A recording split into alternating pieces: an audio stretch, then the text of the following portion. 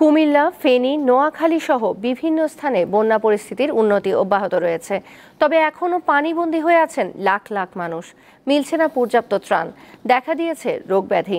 কুমিল্লার বন্যা পরিস্থিতি জানাতে যুক্ত আছেন সহকর্মী শাকিল মোল্লা।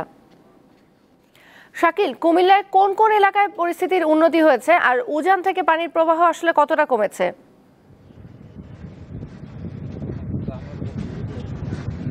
জি তোসিয়া, আপনি যেমনটি বলছিলেন যে কুমিল্লার গোমতী নদীর পানি কিন্তু কিছুটা কমতে শুরু করেছে, তবে এখনো কিন্তু বিপদ সীমার ৬৭ সেন্টিমিটার উপর দিয়ে পানি প্রবাহিত হচ্ছে।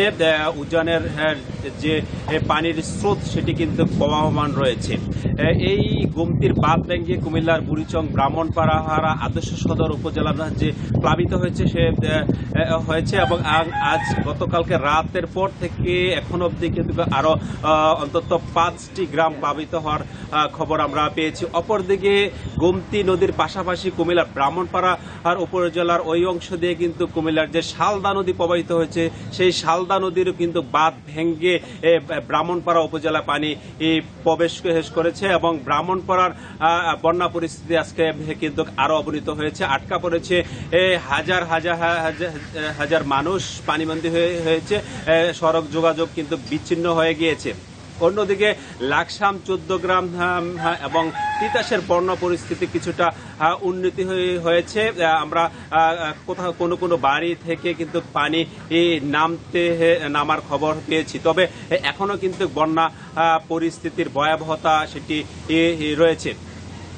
অপরদিকে কুমিল্লায় কিন্তু ত্রাণ তৎপরতার চলমান রয়েছে। প্রশাসনের পক্ষ থেকে বিভিন্ন স্বেচ্ছাসেবী এই সংগঠন তারা ত্রাণ তৎপরতা চালাচ্ছেন, পাশাপাশি উদ্ধার কার্যক্রম কিন্তু চালাচ্ছেন। নৌকা স্বল্পতার কারণে, যেটি আমরা বারবারই বলছিলাম যে এখনো অনেক আটকা পড়া মানুষদেরকে উদ্ধার করা যাচ্ছে না।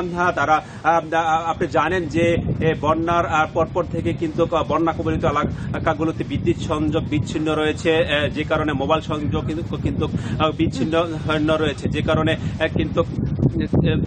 কারণে কিন্তু সঠিকভাবে উদ্ধার তৎপরতা চালানো যাচ্ছে না। অন্যদিকে ফেনীর পানি কিন্তু শাকিল, আরেকটা বিষয় একটু জানতে চাচ্ছিলাম, ত্রাণ তৎপরতা আসলে সেখানে কেমন দেখছেন, আর রোগ ব্যাধির প্রকোপ কি শুরু হয়ে গেছে এখানে? জি, ত্রাণ তৎপরতা আসলে পর্যাপ্ত ত্রাণ রয়েছে, সরকারি এবং বেসরকারি এইভাবে কিন্তু আমরা দেখেছি পর্যাপ্ত ত্রাণ আসছে। তবে প্রত্যন্ত যে অঞ্চলগুলো যেখানে আসলে সড়ক যোগাযোগ বিচ্ছিন্ন রয়েছে সেই অংশে কিন্তু ত্রাণ পৌঁছাতে অনেকটাই কষ্ট হচ্ছে এবং নৌকার স্বল্পতা রয়েছে, যে কারণে ওই অঞ্চলগুলোতে আসলে ত্রাণ পৌঁছানো আসলে কষ্টসাধ্য হচ্ছে। আমরা গতকালকে এবং আজকে সকালে বুড়িচং এবং বিশেষ করে ব্রাহ্মণপাড়া যে নতুন করে প্লাবিত হয়েছে চান্দলা ইউনিয়ন, সেখান থেকে কিছু সংবাদ পাচ্ছিলাম যে গতকালকে তারা অনাহারে রয়েছে। স্বেচ্ছাসেবীদের দৃষ্টি আকর্ষণ করছেন ওই প্রত্যন্ত যে গ্রাম অঞ্চলগুলো আসলে তারা স্মরণকালের ভয়াবহ বন্যার কবলে পড়েছে, তারা অতীতে এরকম বন্যা দেখেনি। ওই অঞ্চলগুলোতে আসলে যোগাযোগ সড়ক যোগাযোগ না থাকায়, নৌকার স্বল্পতার কারণে আসলে ত্রাণ পৌঁছাতে কিছুটা কষ্ট হচ্ছে। এছাড়া বলা যায় যে কুমিল্লার বুড়িচং, ব্রাহ্মণপাড়া এই অঞ্চলগুলোতে পর্যাপ্ত ত্রাণ সামগ্রী রয়েছে। অন্যদিকে নাঙ্গলকোট এবং 14 গ্রামে কিন্তু পর্যাপ্ত ত্রাণ সামগ্রী এখনো পৌঁছেনি। ওই অঞ্চলগুলোতে ত্রাণ সামগ্রী বাড়ানোর জন্য যারা বন্যা কবলিত তারা।